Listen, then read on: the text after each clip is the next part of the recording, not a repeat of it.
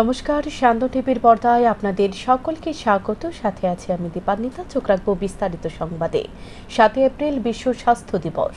Hepatitis foundation of ত্রিপুরার উদ্যোগে রাজধানীর উজ্জয়ন্ত প্রাসাদের সামনে থেকে একটি শোভাযাত্রার আয়োজন করা হয়। উপস্থিত ছিলেন মুখ্যমন্ত্রী ডাক্তার মানিক সাহা। মুখ্যমন্ত্রী এই শোভাযাত্রার উদ্বোধন করে রাজ্যবাসীর উদ্দেশ্যে বক্তব্য রেখে বলেন, ত্রিপুরা একদিকে যেমন ভালোর ক্ষেত্রে শীর্ষস্থানে রয়েছে, তেমনি খারাপের দিকে ত্রিপুরা রয়েছে। যেমন বাল্যবিবাহ ও নেশার ক্ষেত্রে ত্রিপুরা বিশেষ বিশেষ জেলাগুলো রয়েছে এবং এটা সমস্ত সম্প্রদায়ের মধ্যে বিদ্যমান। তাই বর্তমানে ত্রিপুরার স্থান নিয়ে অনেকটাই উদ্বিগ্ন মুখ্যমন্ত্রী বলেন, বিয়ের জন্য ছেলেদের 21 বছর এবং মেয়েদের 18 বছর এরকম হলে আইন বৈধতা দেয় না। মুখ্যমন্ত্রী অনুষ্ঠানে আরো বলেন, আজকের এই শোভাযাত্রার মধ্য দিয়ে সকলকে সচেতন করা হয় যাতে নিজে সুস্থ থাকে এবং অন্য কাউকেও সুস্থ রাখতে সহযোগিতা করে, কারণ মানুষের জীবনশৈলীর কারণে অকালে প্রাণ দিতে হয়। মুখ্যমন্ত্রী বলেন, নেশা রাজ্যের জন্য একটি সবচেয়ে বড় সমস্যা হয়ে দাঁড়িয়েছে। দিন দিন এর সংখ্যা বাড়ছে। নেশার সঙ্গে পাল্লা দিয়ে এর আক্রান্ত সংখ্যাও দিন দিন বেড়ে চলেছে। তাই সমাজের মধ্যে গিয়ে সচেতন করতে হবে মানুষকে, কারণ বর্তমানে আক্রান্তের হার অনেক বেশি। তাই এই বিষয়ে বেশি করে জোর দিতে হবে। আনাচে কানাচে যাতে নেশা কারবারিরা যাতে বিস্তার লাভ করতে না পারে তার জন্য লক্ষ্য রাখতে হবে এবং মানুষের সাথে বর্তমান সরকার রয়েছে। সরকার সব রকম সহযোগিতা করবে বলে আশ্বাস দেন মুখ্যমন্ত্রী। আয়োজিত দিনের শোভাযাত্রায় বিভিন্ন পথ পরিক্রমা করে পুনরায় উজ্জয়ন্ত প্রাসাদের সামনে এসে শেষ হয়। অনুষ্ঠানে উপস্থিত ছিলেন হেপাটাইটিস ফাউন্ডেশন অব ত্রিপুরার চেয়ারম্যান প্রদীপ ভৌমিক, সভাপতি এল ভৌমিক সহ অন্যান্যরা। এদিনের শোভাযাত্রায় ছাত্রছাত্রীদের উপস্থিতি ছিল বেশ লক্ষণীয়। আমরা সবাই জানি, এখানে ডাক্তারবাবুরা আছেন, স্বাস্থ্যকর্মীরা এখানে অনেকে আছে। ওনারা জানেন যে যদি মেয়েদের বেলায় যদি 18-র নিচে অল্প বয়সে যদি বিয়ে হয় এবং ছেলেদের বেলায়ও যদি 21 বছর আগের বিয়ে হয়, সেটা আইনের দিক দিয়ে সেটাকে কোন অবস্থা মান্যতা দেয় না। কাজে এই যে অবস্থা, তাতে করে শারীরিক ফিজিওলজিক্যালি ওটা অ্যাকসেপ্ট হয় না, চাইল্ড বিয়ারিং এজই না। সেটাকে বিষয় আমাদের গর্জে উঠতে হবে এবং যখন এই বিষয়গুলো আমরা করব তাহলে আরো বেশি যে আজকে থিম, সেই থিমটাকে আমরা সেইভাবে সার্থকতা আনতে পারবো। আমাদের সরকার চেষ্টা করছে নানাভাবে। এখানে ডক্টর প্রফেসর প্রদীপ বাবু বলেছেন যে আমরা এখানে এমসিএইচ ক্লিনিক আমরা এখানে খুলছি এবং তার কাজও শুরু হয়েছে। ডোনার মিনিস্ট্রি থেকে আমরা 100 কোটি টাকার উপর আমরা এখানে পেয়েছি। তো সেটা তো কাজ চলছে। এগুলো ইনফ্রাস্ট্রাকচার ডেভেলপ হবে, ম্যান পাওয়ারও হবে। কিন্তু আমরা সবসময় বলি যে prevention is better than cure. তাহলে আগের থেকে যদি আমরা সচেতন থাকি অ্যাটলিস্ট, তাহলে যে কারণে আমাদের রোগে আক্রান্ত হই তার থেকে আমরা বাঁচতে পারবো। আমরা রেডিওর সাথে এটাও আমরা মানুষকে জানিয়ে দিতে চাই যে মাননীয় প্রধানমন্ত্রীজি বলছেন আমরা নিজেরা ফিট থাকি এবং অন্যরাও যেন ফিট থাকে। কারণ ফিট থাকি, ফিজিক্যালি যদি ফিট থাকি তাহলে অনেক রোগ আমাদের মধ্যে আসবে না। আমরা এর মধ্যে আপনারা জানেন যে এবার বাজেটে আমরা কয়েকটা ডিস্ট্রিক্টের মধ্যে নতুন করে পিএসসি করার চিন্তা ভাবনা করেছি। এখানে একটা ফুললি 100 করোড় আমরা রেখেছি একটা আই হসপিটাল এখানে খোলার জন্য, এবং এই আই হসপিটালে পুরো সবকিছু যেন থাকে সেই ব্যবস্থা করছে। বিভিন্ন মেডিকেল কলেজ আসছে, বাইরের থেকে নতুন নতুন হসপিটাল আসছে, কারণ ত্রিপুরাতে এখন শান্তি বিরাজমান এবং আমরা চাই যে ত্রিপুরাতে সবাই খুশিতে থাকুক, শান্তিতে থাকুক। কিন্তু দুঃখের বিষয়, যখন আমি দেখি মানুষ দেখা করতে আসে বা এখনো যখন যাদের ফ্যামিলির মধ্যে নানা রকম রোগে আক্রান্ত হয় বা এই ধরনের ড্রাগ এডিকশনের কারণে তাদের সমস্যা হয়, তখন যখন শুনি তখন মনে হয় আমরা কোথায় আছি। বিভিন্ন দপ্তরের নিয়োগ প্রক্রিয়া ঝুলিয়ে না রেখে দ্রুত নিয়োগ প্রক্রিয়া সম্পন্ন করার দাবিতে এবং বেকার যুবক যুবতীদের জীবন নিয়ে ছিনিমিনি খেলার প্রতিবাদে 19 এপ্রিল থেকে মে মাসের প্রথম সপ্তাহ পর্যন্ত রাজ্যের 18টি জেলা জুড়ে বিক্ষোভ কর্মসূচি পালন করবে ডিওয়াইএফআই ও টিওয়াইএম। সোমবার মেলার মাঠ স্থিত ছাত্র যুব ভবনে সাংবাদিক সম্মেলন করে এই সংবাদ জানান ডিওয়াইএফআই রাজ্য সভাপতি পলাশ ভৌমিক। তিনি সরকারের সমালোচনা করে আরও অভিযোগ তুলে বলেন, গোপন লেনদেনের মাধ্যমে রাজ্যের চাকুরি দেওয়া হচ্ছে। রাজ্যের মহাকরণ থেকে প্রতি মাসে লোক নিয়োগ করার নাম করে শূন্যপদ পূরণ করা হবে বলছে, অথচ সেসব দপ্তরগুলিতে শূন্যপদ পূরণের জন্য কোনো বিজ্ঞপ্তি জারি হচ্ছে না। আবার দেখা যাচ্ছে আগে নিয়োগ প্রক্রিয়া পূরণ না করে কয়েক মাস পর পর একই দপ্তরে শূন্যপদ পূরণের ঘোষণা দিচ্ছে, যা এক প্রকারভাবে বেকার যুবক যুবতীদের সাথে কেলোর কীর্তি চলছে রাজ্যে। পাশাপাশি সরকারের প্রতারণা বন্ধ করতে হবে বেকার যুবক যুবতীদের সাথে। অবিলম্বে এগুলো বন্ধ করতে হবে সরকারের, না হলে রাজ্যে বেকার যুবক যুবতীদের জীবন সুরক্ষিত থাকবে না। সাংবাদিক সম্মেলনে অন্যান্যদের মধ্যে উপস্থিত ছিলেন টিওয়াইএফ এর কেন্দ্রীয় কমিটির রাজ্য সভাপতি কৌশিক রায়দেববর্মা সহ অন্যান্যরা। গত 7 বছর ধরে আমরা যেটা লক্ষ্য করছি যে রাজ্য সরকারের বিভিন্ন দপ্তরে নিয়োগ প্রক্রিয়া সম্পূর্ণ করতে ন্যূনতম 3 থেকে 4 বছর সময় ব্যয় করা হচ্ছে। এবং শুধু তাই না, মাঝপথে এই নিয়োগ প্রক্রিয়াকে বাতিল ঘোষণা করা হচ্ছে, যার ফলস্বরূপ আমাদের রাজ্যের বেকার ছেলেমেয়েদের ভবিষ্যৎ অন্ধকারে ধাবিত হচ্ছে। এবং এই সময়ের মধ্যে সরকারের এই দীর্ঘ টালবাহানার ফলে অনেক বেকার ছেলেমেয়ে তারা বয়স উত্তীর্ণ হয়ে যাচ্ছেন। গতকাল আমাদের রাজ্যের বেশ কয়েকটি সংবাদপত্রে একটি খবর প্রকাশ হয়েছে যে 2022 সালের এপ্রিল মাসে অগ্নি নির্বাপক দপ্তরের ফায়ারম্যান এবং ড্রাইভার পদে নিয়োগের জন্য রাজ্য সরকার বিজ্ঞপ্তি দিয়েছিল এবং এই কাজ নিয়োগের প্রক্রিয়া অনেক দূর এগিয়ে যায়।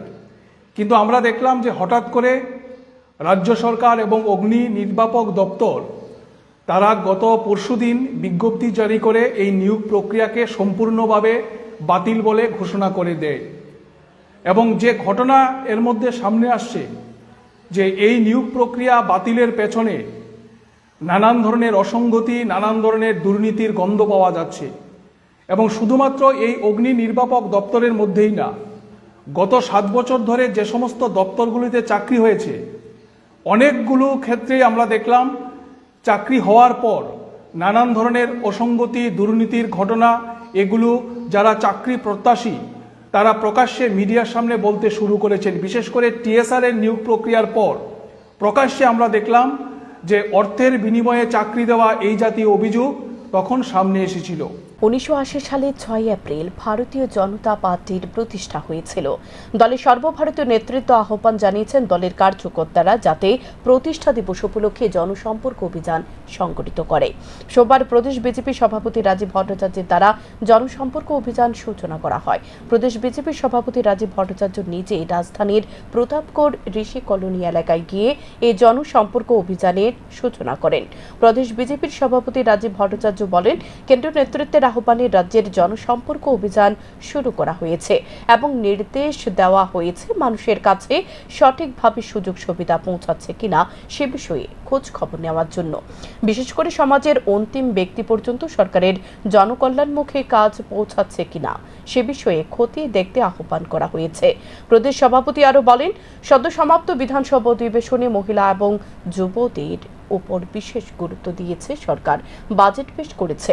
রাজ্যকে এগিয়ে নিয়ে যাওয়াই সরকারের মূল উদ্দেশ্য। প্রধানমন্ত্রী যেভাবে দেশ পরিচালনা করছেন সেভাবে বর্তমান সরকার রাজ্য পরিচালনা করার চেষ্টা করছেন। সবাই জানেন যে আমাদের ভারতীয় জনতা পার্টির 1980 সনের 6 এপ্রিল ভারতীয় জনতা পার্টির প্রতিষ্ঠা হয়েছিল আমাদের প্রাক্তন প্রধানমন্ত্রী, প্রয়াত প্রধানমন্ত্রী অটল বিহারী বাজপেয়ীজির হাত ধরে। এবং গতকালকে আমরা তার 46তম প্রতিষ্ঠা বার্ষিকী আমরা উদযাপন করেছি। তো আমরা আমাদের যে রাষ্ট্রীয় নেতৃত্ব ওনারা সিদ্ধান্ত নিয়েছেন যে এই প্রতিষ্ঠা দিবসকে সামনে রেখে বিভিন্ন কর্মসূচি আমাদের নেওয়া হয়েছে। তার মধ্যে একটা বিশেষ সেটা হলো জনসম্পর্ক। এই জনসম্পর্কের মাধ্যমে বেনিফিশিয়ারি যারা ভারতীয় জনতা পার্টির নেতৃত্বে সরকার প্রতিষ্ঠার পর দেশের যশস্বী প্রধানমন্ত্রী নরেন্দ্র মোদীজি মানুষের জন্য যে কাজগুলি করছেন এবং আমাদের রাজ্যের সরকার মাননীয় মুখ্যমন্ত্রীর পৌরোহিত্যে যে মানুষের জন্য কল্যাণমুখী যে কর্মসূচিগুলি করছেন সেগুলি কিভাবে বাস্তবায়িত হচ্ছে এবং সঠিকভাবে মানুষের কাছে পৌঁছছে কিনা সেইগুলি নিয়ে জনসম্পর্ক করার জন্য একটা কর্মসূচির আহ্বান করা হয়েছিল এবং আজকে থেকেই তার শুভ সূচনা হয়েছে। আমাদের সেখানকার রাজ্য নেতৃত্ব থেকে শুরু করে কর্পোরেটর থেকে শুরু করে আমাদের জেলা নেতৃত্ব, আমাদের বিধায়ক বিধায়িকা, মিনিস্টার সবাই প্রত্যেকেই এই জনসম্পর্ক অভিযানে অংশগ্রহণ করবেন এবং তার আজকে থেকে শুভ সূচনা হয়েছে। তো তারই অঙ্গ হিসাবে আজকে আমি তেরো প্রতাপগড় এলাকার ঋষি কলোনি এলাকায় আমরা এখানে সমবেত হয়েছি এবং বাড়ি বাড়ি তাদের অভাব অভিযোগ বা তারা কি পেয়েছে বেনিফিশিয়ারি সেই সম্পর্কে তাদের সঙ্গে আলাপ আলোচনা করছি। দেখতে দেখতে বাসন্তী পূজার ইতি টানল আজ বিজয় দশমী। উৎসবের মেজাজ প্রায় শেষ লগ্নে। এ যেন কয়েক ঘন্টা আগে পঞ্চমী শুরু হয়েছিল, তারপর মায়ের পুজো শুরু হয়, কিন্তু চোখের পলক পড়তে না পড়তেই দশমী চলে এলো বাসন্তী পুজোর। বিগত বছর করে তুলনায় এ বছর বাসন্তী পূজার পরিসংখ্যান অনেকটাই বেড়েছে। রাজ্যের বিভিন্ন বনেদি বাড়িঘর ও দুর্গা বাড়ির পাশাপাশি বহু ক্লাব এবং মন্দিরেও বাসন্তী পূজার আয়োজন করেছে ভক্তরা। সোমবার সকালে আগরতলা দুর্গা বাড়িতে দশমী পূজা হয়, তারপর দর্পণ বিসর্জন হয়। তার জন্য রাজন্য আমলের রীতিনীতি মেনে পুজোর ঘট পাঠানো হয় রাজবাড়িতে। বিকালে মায়ের বরণ হবে, তারপর সন্ধ্যায় রাষ্ট্রীয় সালামি দিয়ে দশমী ঘাটের উদ্দেশ্যে প্রতিমা নিরঞ্জনের জন্য নিয়ে যাওয়া হবে। দশমী ঘাটে গঙ্গা পূজার পর প্রতিমা নিরঞ্জন করা হবে। এখন আবার অপেক্ষার প্রহর। দর্পণ বিসর্জন হয়ে গেছে বিকেলবেলা, বা এখন পর চলে গেছে রাজবাড়িতে, নারায়ণ চলে গেলেন কেন্দ্রমন্ত্রী। বিকেলবেলা আমাদের মার বরণ হবে, বরণের পরে মাকে নিয়ে আমরা বেরোবো, এখানে রাষ্ট্রীয় সালামি হবে। তারপর আমরা দশমী ঘাটে গিয়ে গঙ্গা পূজার পরে আমরা মাকে বিসর্জন করবো। তারপর রাত্রিবেলা সিংহাসন কোঠায় সাথে আশীর্বাদ তীর্থ ওইটাই দশমী হচ্ছে কটার সময় দশমী আমরা 6:30টায় বেরোবো, সন্ধ্যাটা উত্তরায়ণের পরে বেরোবো। ভারতীয় সীমানার ভেতরে বাংলাদেশের ড্রোন উদ্ধারকে ঘিরে চাঞ্চল্য। ঘটনা বিলোনিয়া বল্লামুখা ভারত বাংলাদেশ সীমান্তের কাঁটা তারের বেড়ার 300 মিটারের ভেতরে। বাড়ির মালিক সাধন মজুমদার জানায়, গত কয়েকদিন আগে ড্রোনটি দেখা গিয়েছিল সীমান্তে। আজ তার বর্গাচাষী জমিতে গিয়ে এই ড্রোনটি দেখতে পায়। তিনি জানান, এটা সন্দেহবশত বাংলাদেশের ড্রোন। পুলিশ জানায়, স্থানীয়দের কাছ থেকে খবর পেয়ে তারা এলাকায় ছুটে এসে জানতে পারে সাধন মজুমদারের জমিতে ড্রোনটি পাওয়া গেছে। গত কয়েকদিন ধরে ড্রোনটি সীমান্তবর্তী এলাকায় উড়ানো হয়েছিল। কি মতলব নিয়ে ড্রোন ছাড়া হয়েছে সে বিষয়ে ধারণা নেই পুলিশের। এই ঘটনায় গোটা এলাকায় ব্যাপক চাঞ্চল্য সৃষ্টি হয়েছে। স্থানীয়দের মধ্যে আতঙ্ক সৃষ্টি হয়েছে। কি কারণে সীমান্তবর্তী এলাকায় এভাবে ড্রোন উড়ানো হয়েছে সেটা বুঝে উঠতে পারছে না অনেকে। তবে বিএসএফ এর কড়া নজরদারি কতটা অভাব রয়েছে সেটাই প্রমাণ করছে এদিন। এখন দেখার বিষয় তদন্তে কি বের হয়ে আসে। ওই যে সকাল 7টার দিকে আর কি, আজকে সকাল 7টার দিকে আমাদের জমি বর্গা চাষ করে গোপাল পাল, ও জমিতে গিয়া এটা জমিতে হয়েছে ড্রোন ক্যামেরা। হ্যাঁ, তো আমাদের কাছে নিয়ে এসেছে, তারপর আপনাদের থানাতে যোগাযোগ করলাম। হ্যাঁ, এটা কি জিনিস তো বুঝতে পারতেছি না, অত সম্ভবত ড্রোন ক্যামেরা।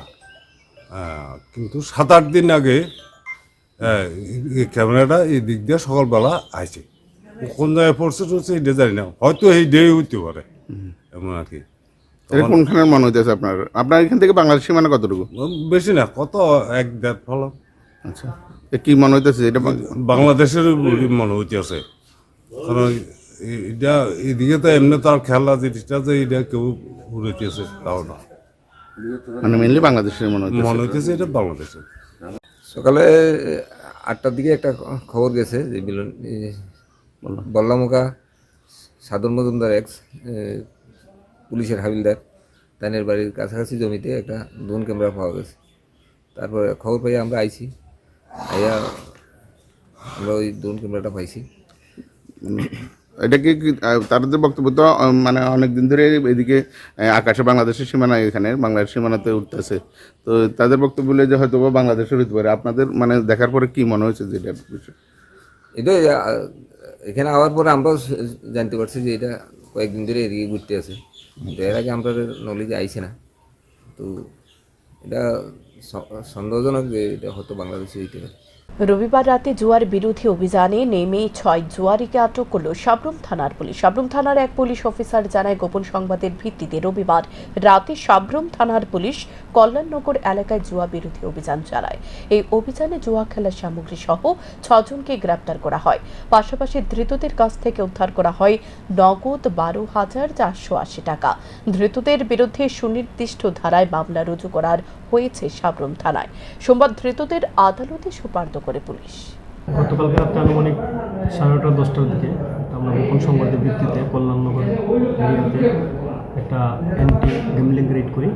এই রেডে আমরা 6 জন গ্যামলারকে গ্রেপ্তার করি এবং তাদের কাছ থেকে আমরা প্রায় 12,480 টাকা গ্যামলিং মানি এবং কিছু গ্যামলিং ইকুইপমেন্ট, জান্ডিমুন্ডার ডাব্বা, জান্ডিমুন্ডার বোর্ড, এগুলো কিছু ইকুইপমেন্ট আমরা সিজ করি এবং তাদের গ্রেপ্তার করে থানায় নিয়ে এসে তাদের এগেনস্টে 12 যে প্রসিকিউশন আমরা কোর্টে সাবমিট করব। এবং আমি আপনাদের মাধ্যমে, মিডিয়ার মাধ্যমে আমি এলাকাবাসীকে আশ্বস্ত করতে চাই যে সাবরুম এলাকাতে অবৈধ যে জুয়া বা এই ড্রাগস এবং অবৈধ নেশাজাতীয় দ্রব্য যদি কেউ এরকম কেউ বিক্রি করে বা কেউ সেবন করে কোনো জায়গাতে যদি তারা থাকে, আমরা আপনাদের মাধ্যমে তারা অবগত করতে চাই যাতে তারা আমাদের ইনফর্ম করে। কুমারঘাট পুলিশের যানবাহন তল্লাশির সময় আটক হয় কাঠ বোঝাই গাড়ি। জানা গেছে, রবিবার গভীর রাতে কুমারঘাট থানার নাকা পয়েন্টে অমান্য করে একটি গাড়ি পালিয়ে যায়। তখন কৈলাসহরের অভিমুখে যাওয়ার পথে কুমারঘাট থানা পুলিশ গাড়ির পিছে ধাওয়া করে। সোনাইমুড়ি এলাকাতে গিয়ে গাড়িটিকে আটক করে পুলিশ। তখন গাড়ি চালক গাড়িটিকে রেখে পালিয়ে যায়। তখন পুলিশ বলেরো কাঠ বোঝাই গাড়িটিকে উদ্ধার করে কুমারঘাট থানায় নিয়ে আসে। এখন গাড়িটিতে তল্লাশি চালিয়ে গাড়ির ভেতর থেকে সেগুন গাছের ফাইল উদ্ধার করেছে পুলিশ, যার বাজার মূল্য 60,000 টাকার অধিক বলে জানান কুমারঘাট থানার ওসি সঞ্জয় দাস। আজকে না, গতকাল রাত্রে আমাদের night officer SI Pankaj Debnath এখানে থানার কালী মন্দিরের সামনে যে আমরা নাকা পয়েন্ট, সেখানে বিকেল চেকিং হয়েছিল, স্পেশাল বিকেল চেকিং। রাত্রে অনুমান 2টার সময় একটা যে আপনার গাড়ি দেখছেন, ওই গাড়িটা মনো দিকের থেকে খুব স্পিডে আসছিল। তখন আমাদের পুলিশ স্টাফ এবং অফিসার গাড়িটাকে সাইন দেয়, কিন্তু গাড়ি ড্রাইভার সাইন অমান্য করে সামনের দিকে এগিয়ে যায়। তখন আমাদের পুলিশ অফিসার গাড়িতে কিছু আছে সন্দেহ, গাড়িটা চেস করাকালে সোনাইমুড়া এলাকাতে যখন পৌঁছে, গাড়িটা ড্রাইভার উপায়ন্ত না দেখে গাড়িটা ওইখানে গাড়িতে রেখে সে পালিয়ে যায়। তখন আমাদের পুলিশ গাড়িটা ওইখানে ডিটেন করে, ওটাতে সন্ধান করে গাড়িটার মোট 26 পিস কাঠের ফাইল আছে এখানে, যেগুলি বাজার মূল্য অনুমানিক 60,000 টাকা হবে এবং অনুমান 60 ফুট কাঠ হবে এখানে।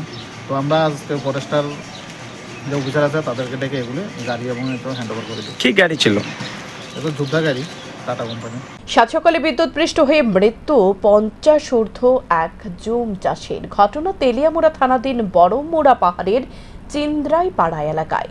জানা যায়, রবিবার গভীর রাতে কাল বৈশাখীর ঝড়ের হাওয়ায় বেশ কিছু জায়গায় গাছের ডালপালা ভেঙে বাড়ি ঘরে পড়ে এবং বিদ্যুৎ বিভ্রাট ঘটে। বড়মুড়া পাহাড়ের চিন্দ্রাইপাড়ায়ও বিদ্যুৎ বিভ্রাট ঘটে। সোমবার সকালে বাড়িতে বিদ্যুৎ না থাকায় অবিরত রূপিণী বাড়ির সামনে থাকা ট্রান্সফরমারের সন্নিকটে বিদ্যুৎ পরিবাহী লাইন সারাই করতে যায়। সে সময় বিদ্যুতের ছোবলে আহত হয় অবিরত রূপিণী। এলাকায় লোকজন ঘটনা প্রত্যক্ষ করে চিৎকার শুরু করলে ছুটে যায় বাড়ির লোকজন। খবর দেওয়া হয় দমকল বাহিনীর কর্মীদের। দমকল বাহিনীর কর্মীরা অবিরত রূপিণীকে উদ্ধার করে তেলিয়ামুড়া মহকুমা হাসপাতালে নিয়ে যায়, কিন্তু হাসপাতালে কর্তব্যরত চিকিৎসক পরীক্ষা নিরীক্ষার পর অবিরত রূপিণীকে মৃত বলে ঘোষণা করে দেন। ঘটনাকে কেন্দ্র করে এলাকায় নেমে এসেছে শোকের ছায়া। কারেন্ট শর্ট খায়। কেমনে হয়েছে এবং কোন জায়গা হয়েছে এটা? এটা তো আমরা দেখছি না, হেরা দোকান পাতে কাছাকাছি দোকান লগে কারেন্ট আসলো, ওইখানে তারা কারেন্ট ঠিক করতেছে। আমরা দেখছি না, হঠাৎ করে মানুষ চিল্লি দিছে, তারপরে আমরা গিয়ে সেটা পাইলাম মাটির মধ্যে পয়রা রয়েছে। তারপরে এই পরে গাড়ি দিয়া হয়ে আছে হসপিটালে, ওখানে আয়া শুনলাম দেখ মারা গেছে। বড়মরা কোন জায়গাটা? বলমুরা চিন্দ্রাইপাড়া। এই আপনার কি কিসের ঘরে নিতে লাগছে নাকি বাইরের কারেন্টে? এটা রাত্রে তুফান যে আইছে, এটা কারেন্ট টারেন্ট মারে, ওই গাছ টাছ ভাঙছে পড়ছে, আর কারেন্ট নাই বাড়িতে। এরা মনে গরমে কারেন্ট মনে ঠিক করতেছে, কোন জায়গা ঠিক করে জানে সব পড়ছে। আমরা পাইলাম দোকানে ট্রান্সফরমার লগে পাইলাম।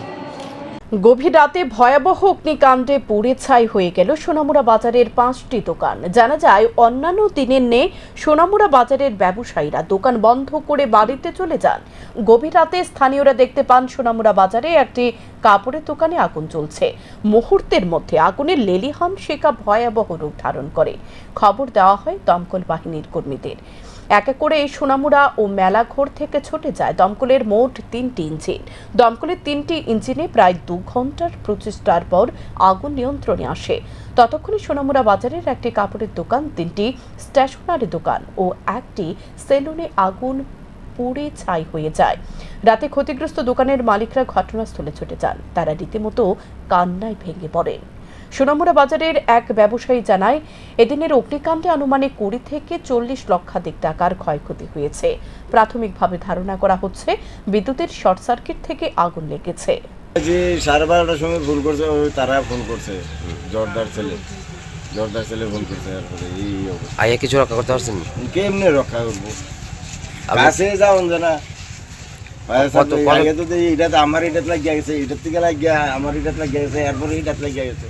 কয়টা দোকান ফুটছে? 5টা। আপনার কত টাকা ক্ষয়ক্ষতি হইতে পারে? আমার প্রায় কালকা মালটা সহকারে প্রায় 2.5 লাখ টাকার মতো আছে, সব মিলে টিলা।